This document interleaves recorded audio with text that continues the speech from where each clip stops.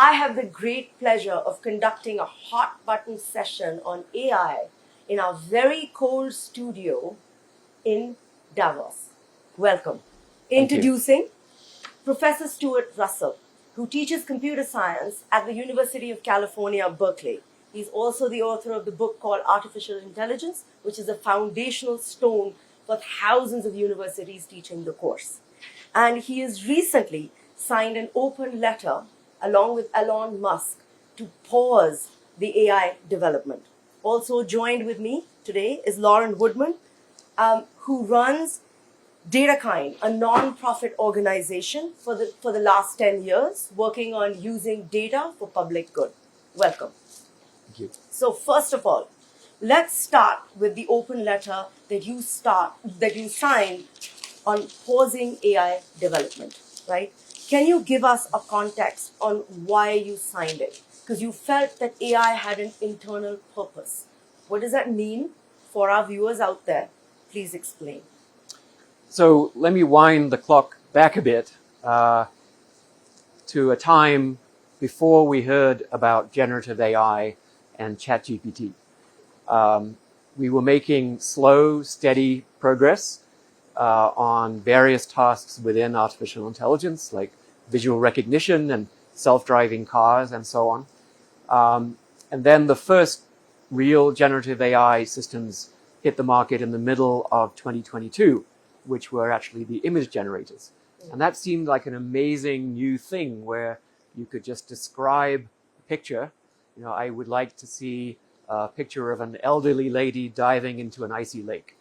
And it would just generate that picture, photorealistic cartoon in the style of Van Gogh, whatever you want. And people were really blown away by that. And then ChatGPT came along, which does something similar with language, except that ChatGPT is trained in such a way that it appears to be answering your questions and carrying out your requests. So write me a program that will print out a calendar in Chinese. Write me a 4-stanza poem describing the most recent deliberations of the European Parliament. And it just does an amazing job. And that introduced hundreds of millions of people to AI. Previously, they might have been using AI, but without realizing that the Google search engine has AI underlying it, that their credit card transactions are being reviewed by AI systems. All of that's invisible. This made AI visible, and it woke people up to what the world would be like if general purpose intelligence were on tap. And then in March of 2023, two things happened. First of all, OpenAI announced GPT-4, which was considerably more capable, which did things that surprised its creators. And a week later, Microsoft, which had funded a lot of the development of GPT-4 and had been working with it for several months, published a paper called Sparks of Artificial General Intelligence. And artificial general intelligence is the kind of intelligence that exceeds human capabilities in every dimension. The kind of intelligence that Alan Turing, the founder of computer science, had warned in 1951 we would have to expect the machines to take control. So here is Microsoft, a group of very distinguished researchers saying, we are creating exactly the kind of AI that Alan Turing said would take over the world.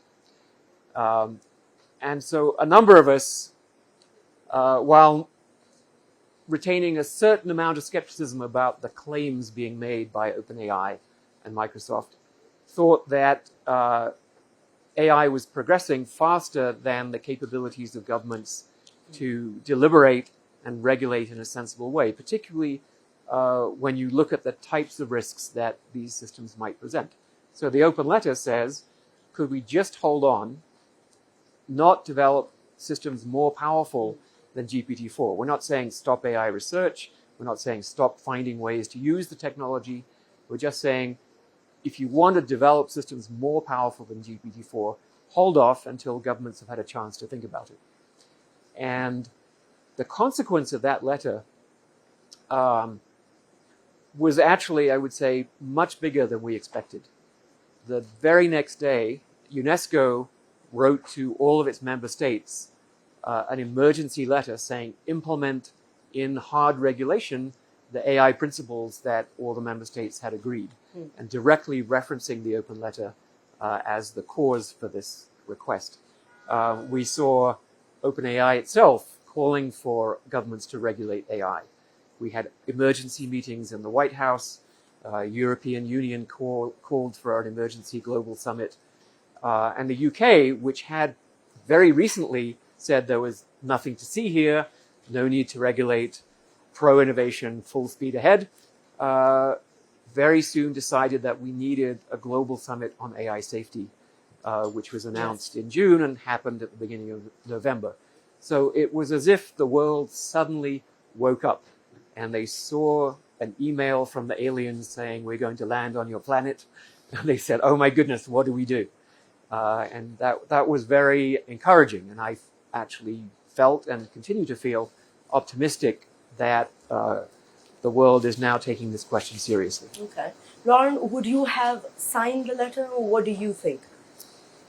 Yeah, I think from DataKind's perspective, we're a nonprofit that really is focused on the application of these tools in a social impact setting.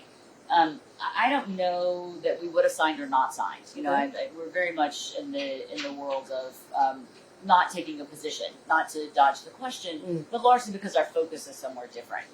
I will agree with Stuart, though, wholeheartedly, that I think one of the things that the letter did, and one of the things that the Microsoft paper did, and one of the things that all of the hype has done, is focus attention in a way that we have not seen with other technologies when they come through. I think there's a real appreciation that perhaps social media is the best example. When that technology came through, we maybe didn't do enough. Didn't really think through enough the implications of that, and artificial intelligence, especially generative AI, where we are right now, has such broader applications that sitting and waiting to see what happens is just not possible. And while we all know that there are both benefits and risks, the downside to those risks, really warrants some urgent action, which I think we've seen. So it seems that you're saying they have put a little bit of a pause, they have listened. But here in Davos, it seems we're on fast forward with AI, right? One of the things that's happened since those 9 months is they have developed a personal assistant called Pi, which apparently has emotional intelligence as well. And you can train, and I'll come to you on that, data to have empathy. So what do you think about that? So Pi is from Inflection AI, which is Mustafa Suleiman's company. He was one of the co-founders of DeepMind. Yes. And the technology is basically the same. The way these systems are built is first trained on just vast amounts of text. And they're trained to become good at predicting the next word given the previous 30,000 words in whatever document you're looking at. And then there's typically a phase where you have to teach it to be a polite question answering system.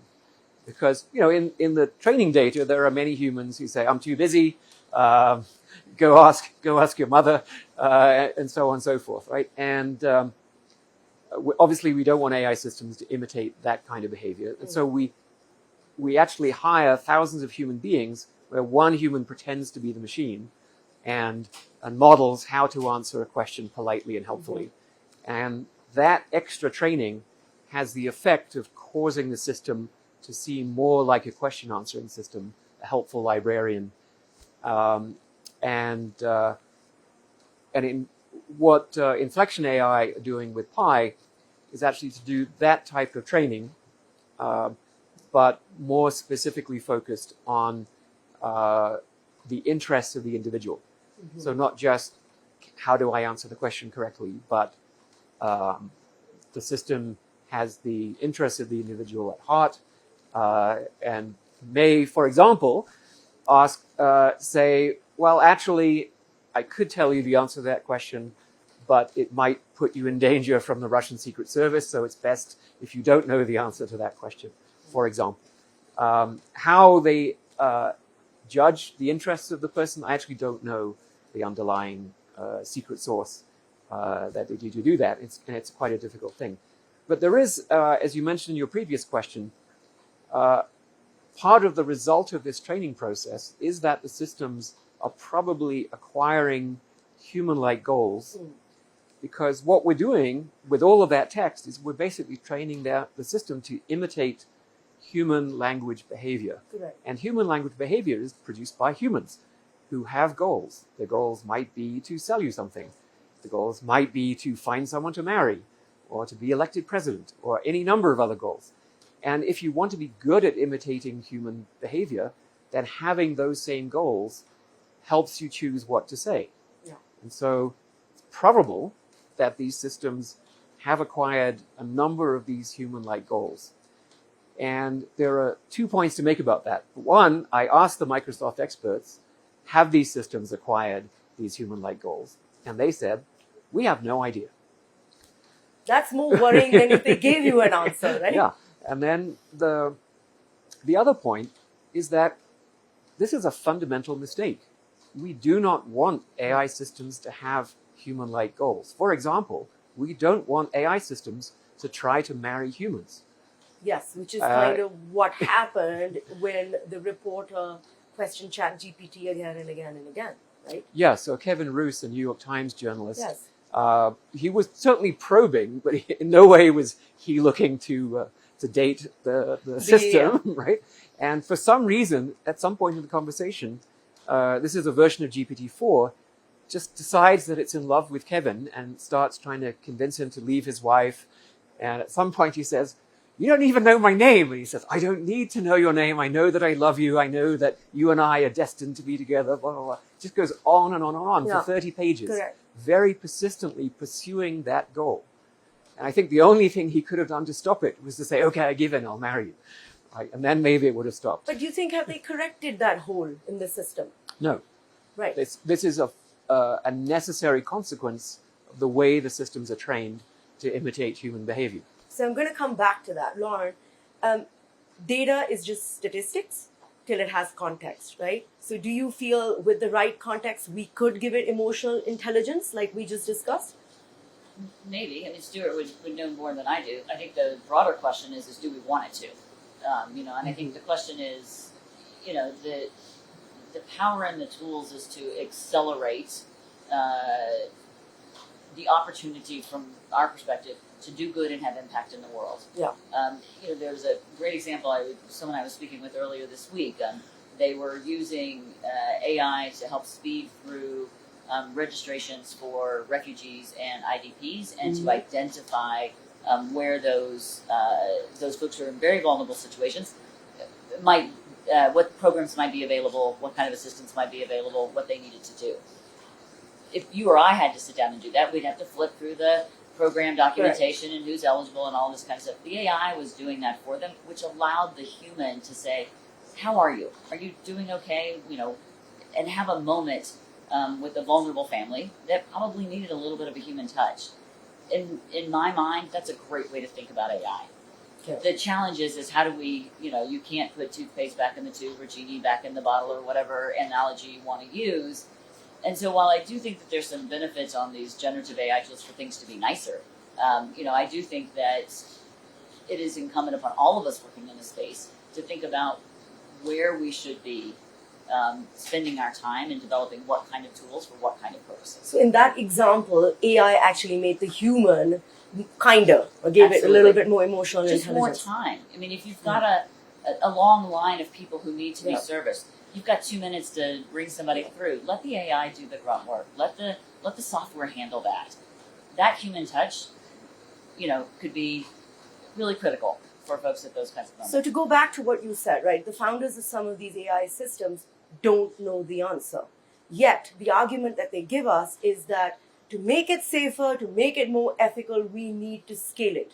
What is this paradox? What is this? Is it a fairy tale we're being told, or is it some tech paradox that just common folk don't understand? So what's happened with language models over the last decade, I mean, one should be clear, language models are not a new thing. In fact, they date back to the early years of the 20th century, when a Russian mathematician developed the first statistical language model. I think it was 1913. And since then, they've just got bigger and bigger and bigger. And they predict language based on larger and larger context. So used to be predicting just on the previous word, and then the previous 2 words and 10 words, and now the previous 30,000 or even 200,000 words. And the scale to do that, the scale of these models has grown to where we estimate, we don't know for sure, but most people think GPT-4 has about 1 trillion parameters. So I was in a room yesterday. I was trying to explain to a table at lunch, what does 1 trillion parameters look like? And they said, okay, imagine a chain link fence, and each link in the fence has a parameter, a number associated with it for the strength of that connection. And now imagine that chain link fence spreading out over the entire metropolitan area of Paris, right, which is 50 kilometers in diameter. Right? That gives you a sense. Right? Another way is if you took that room, which was 5 meters by 10 meters by about 5 meters tall, and you filled that entire room with paper. So just stacked paper, floor to ceiling, filling up the entire room. And on every page, you fill that with numbers. That's about 1 trillion parameters. So it's just an unbelievably large system. It's trained on maybe 20 trillion, 30 trillion words of text, which is about the same as the human race has produced in its entire history. And so when you have systems of that scale, you have no idea how they're operating. But what they have observed is as the systems got bigger, they appeared to become more capable because the gaps in their training data gradually got filled in. You know, when you trained on 1 trillion words of text, then you probably didn't include, you know, what happened in Northern Ireland on the 5th of January, 2017. And then when you got to 20 trillion words of text, you did have that. So you're filling in all those little gaps, and that makes it more likely that when you ask a question, there's something in the training data that's close enough that you'll get a reasonable answer. So the only real thing that they've understood is that bigger is better. And if it doesn't work, maybe even bigger is better, and it'll fix it. So that's the underlying justification for this claim that, well, if it has ethical failings, if it hallucinates, if it deliberately lies, maybe making it bigger will fix that problem. But it's not a very scientific hypothesis. Lauren, just to talk about that, right? The scaling is not equal, right? It's actually countries that have access to the accelerator chips that are feeding in the data. Those are the countries that are getting in ahead of this race in a way, right? So bigger in that sense makes it more unequal versus less. So how do we fix that problem? It's one of the, I think, challenges, one of the key challenges that we're going to have to address. Right. You know, we are doing some work inside the forum with a number of key stakeholders around what does data equity look like? Right. Because all of this is trained on the underlying data. That underlying data is not equitable. It doesn't represent everyone in the world, and it doesn't represent all of the languages, it doesn't represent all of the perspectives, yet we're using them as general purpose tools that are available to everyone. So that problem has to be addressed. You're not going to go back and fix that. You're going to find another 20 trillion words and trillion parameters or 100 trillion words or whatever the number is. On the other hand, you do have to start to make progress towards that and be more inclusive in the underlying training data. If you then add on top of that, we still have a digital divide. We still have, the number I heard yesterday was 43% of African households still don't have power. Right. So those divides we have failed to address over the last 35 years with technology. If you add in the acceleration of that divide, I think we get to a point where you cannot start to mitigate those differences, and that is a place we definitely do not want to be. Okay. So, I mean, what we're seeing is with countries restricting access to the accelerator chip, right? a sort of AI nationalism, small yard, high fences. What would you say to that? How will we kind of, it's sort of like an arms race, and we'll get to that a little bit, but what do you think about this AI nationalism that we're kind of seeing? I find it very unfortunate that we're in that situation. I mean, one can understand, given the geopolitical rivalries that exist, that Yes. countries might not want to help their rivals overtake them in technology. And it's an important question. Is that going to hold back the development of other countries who have no part in this fight? I think probably not.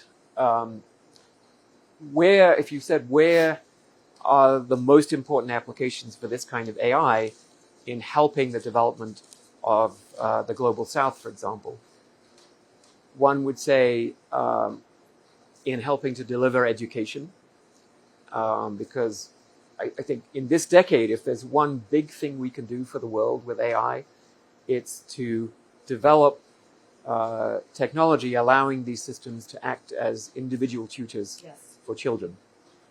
In many countries, education only is for first and second grade, and even then, parents have to pay for it. So many children really have no access to education at all. And so you could see actually quite rapid leapfrogging, where there may be some countries who have better quality education than the United States or Europe, because now all their children have individual tutors. And those tutors are very knowledgeable. Hopefully they're designed to be very helpful and to accelerate and enhance and ensure that each child's potential is realized. And that would be great. But, I'm going to push you a little bit on that one, Sure. right? Because I've heard this. Microsoft and Satya Nadella have been saying, isn't it the greatest power of AI? Every child can now have a tutor. But the places, the global south, which is where we need it most because they don't have access to schools, are not part of the data set. For example, in India is only 1% of the data that is being fed into the systems right now. And the access that we have to the chips is again 1%. And that's probably where we need the personal tutors. So how do you get personal tutors that actually relate to the children and are able to teach the children what we need them to have culturally as well in the right context? Yeah. So I think it's correct to say that the content, what we want children to learn, Yes. is a mixture of universal content, mathematics, literacy in a particular language, understanding of global geography, and so on. But most countries also want children to understand their own history. And as you correctly point out, there isn't a lot of history of a lot of countries in these public data sets. And I think that's a fixable problem. And for example, the Indian government could cooperate with the people who are developing these technologies. But it's clear that this is not from the corporate point of view. This is not where the money is, right? The money, coming back to your point about emotional intelligence, the money is in using the AI's emotional intelligence to manipulate people to buy things, right? And that's how a lot of companies are seeing this in terms of monetization, or using the AI in the operations of companies to gain efficiency, sometimes at the expense of employment of humans. And this would be more of a long-term investment, which it's in the interest of the governments of the countries to facilitate, but who is going to pay for it?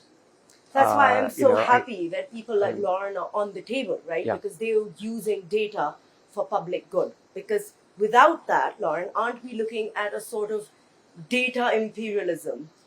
Or, where a certain kind of information or history is taught to children all over the world?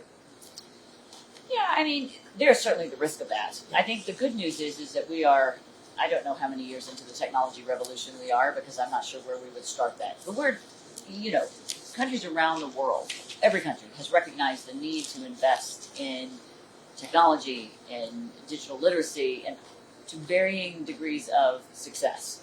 India has certainly invested and been very successful. And I do think that there are enough folks out there that are working in that intersection of social impact and technology where people are saying, hold on a second, it might be that the money's not there, but we have ways to go and address these. Maybe not at the scale we need to, maybe not at the depth we need to right now, but let's not miss the opportunity to try. If we don't try, we're never going to get there. And so we have to start now.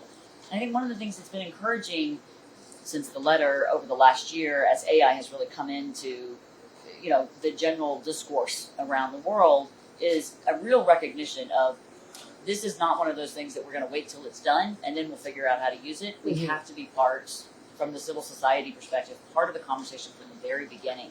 And some of the deficiencies that we know exist now, like around data equity, we've got to start to address right now. Okay. Yeah, I mean, there's just a fundamental problem that the data simply doesn't exist. For many languages, the total amount of written text in any form, anything, whether it's clay tablets or papyrus or vellum or paper or digital, just the total amount of written text is not big enough to train really high quality language models. And there's often enough text so that that translation becomes possible. And then you can translate a lot of the English text into that language, and then you've got an augmented data set, which eventually creates a language model of high enough quality with a bit of iteration. But unfortunately, a lot of that English text is incorporating, a Western or Anglo-Saxon perspective on the world. So it's actually an open question. How do you bootstrap to get to a large enough corpus to have a high quality language model in a specific language without incorporating too much of the Anglo-Saxon perspective at the same time? Right. So you need some kind of counter training. And I would also say, I mean, this might be idealistic. I grew up in England. I got very much an English perspective on history and the glories of the British Empire and so on. And people in every country get a quite nationalistic perspective that glosses over the evils of their own history and emphasizes the injustices done to them and so on.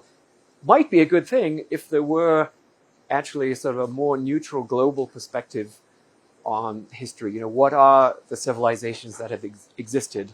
When and where did they exist? How did they interact?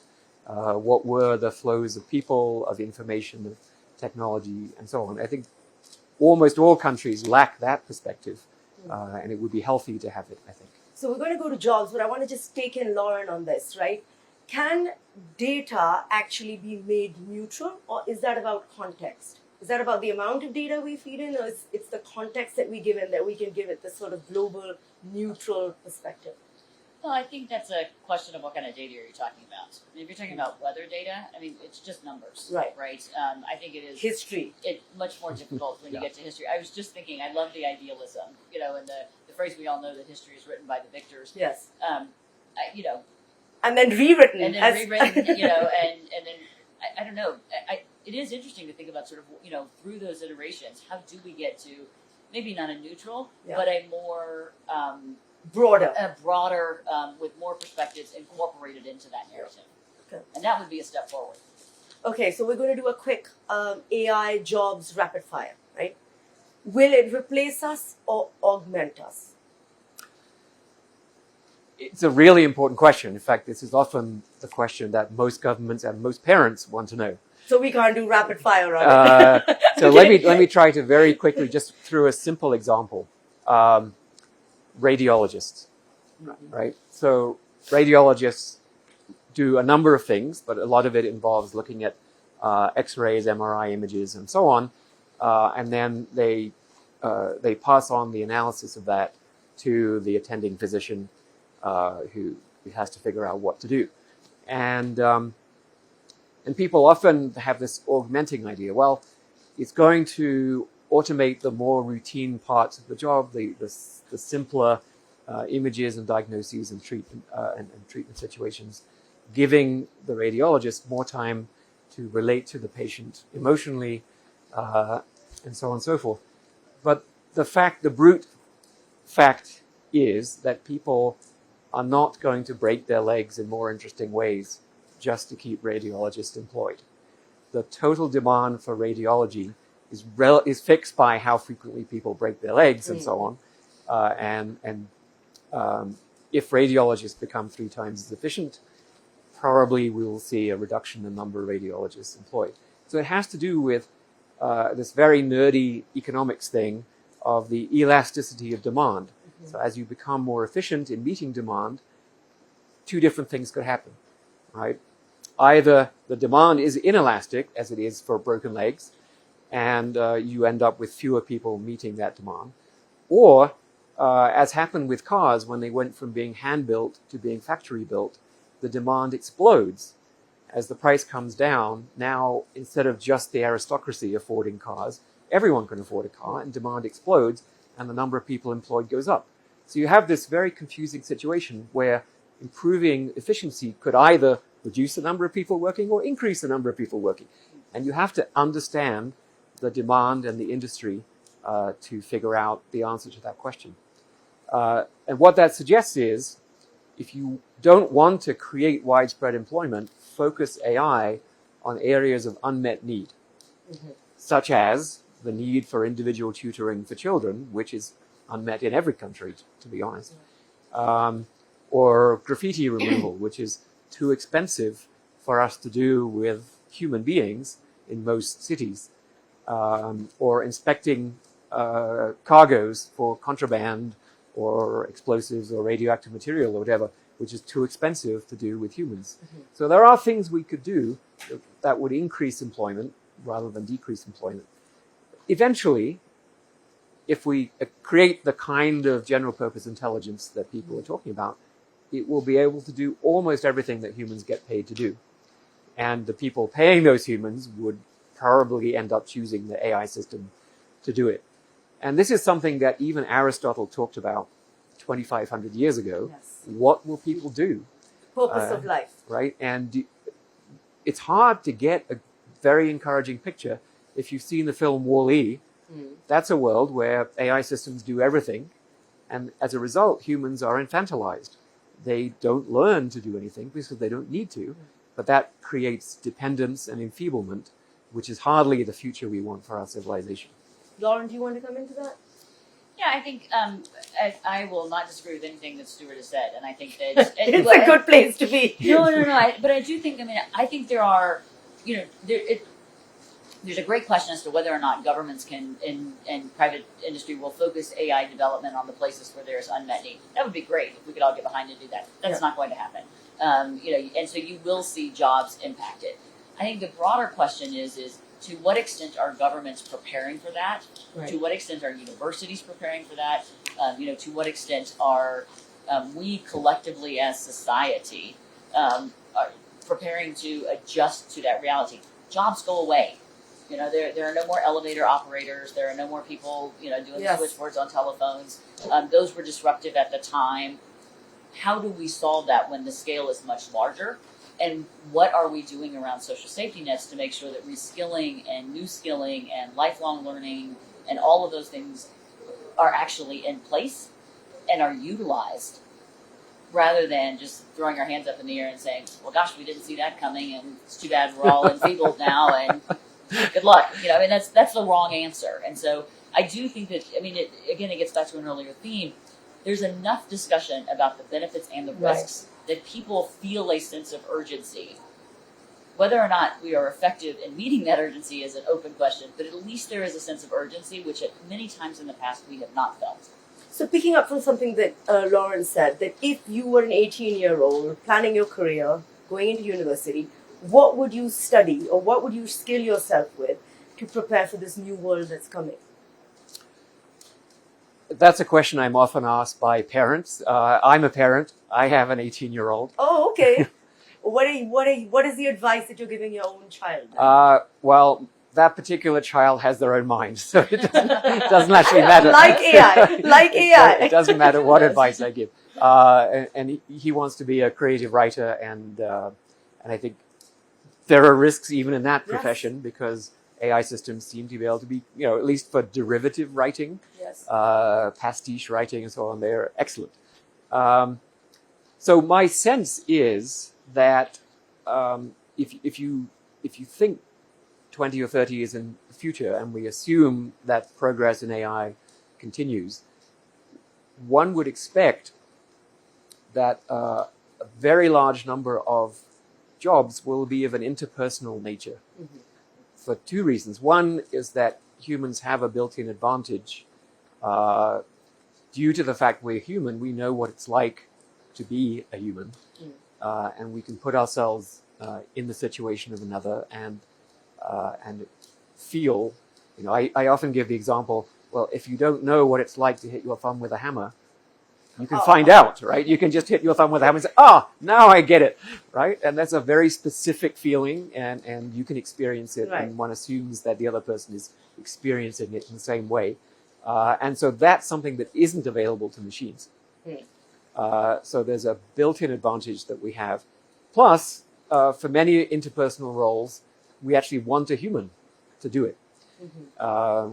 If you think about a profession of, a professional luncher, right? So someone who goes to lunch with you and you have a really interesting conversation and you learn about food and wine and you go away feeling inspired or whatever, right? That would be an interesting profession, but it's probably not going to work if it's a machine on the other side of the table. So I'm sort of making light of it, but this is a really serious issue because, as Lauren said, how do governments invest? How do our education systems have to change? For those types of interpersonal professions to be successful, they've got to be based on real understanding. Just as medicine is based on real understanding of the human body that we've developed by investing in medical research, it's the largest area of research in the world. And we've invested trillions of dollars over hundreds of years to get to the point where if I break my leg, I have a good chance of getting it fixed as opposed to dying of gangrene. And that's great, and we're willing to pay surgeons accordingly. But we don't pay childcare. But we don't pay for childcare at anything like the rate we pay for surgery. Why is that? Our children are really important to us. And the answer is because there's no scientific basis and there's no professional training that with high probability will give good outcomes from childcare. Right? I'm going to push you back a little bit on interpersonal skills, right? Because now this is really worrying me. The Corona generation, which is kind of the teenagers which are coming into university education now, do not really have interpersonal skills. That's one of the things that social media has deprived them of. They are used to being filtered, and they are very good on text, and they are excellent in digital scenarios, but in person, they find it really difficult. Even dating is a problem. Online texting, fine, flirting with someone, but meeting in person is a problem. So then we're really in trouble. What we need is interpersonal skills, because that's what's going to save us.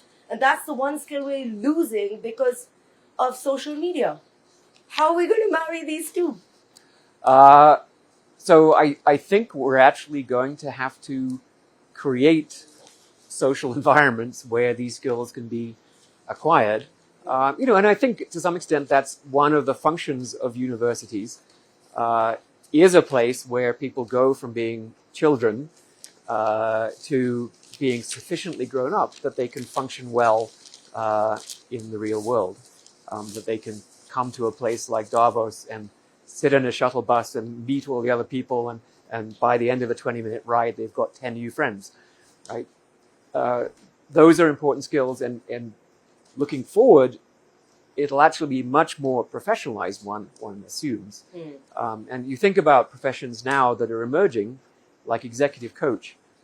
This is becoming a thing, right? I get all these connections on LinkedIn from people who have titles like executive coach, life coach, life skills trainer, blah, blah, blah, right? So it's happening. But none of those people, I talked to some just the other day, none of those people have PhDs in executive coaching, because there aren't any PhDs in executive coaching, because there's no science of how to do it. And it takes decades to develop the science, the professionalization, the training, the education programs, all of that. And we probably need to start now. The understanding that most governments have is, oh, we need more STEM, science, technology, engineering, mathematics, medicine.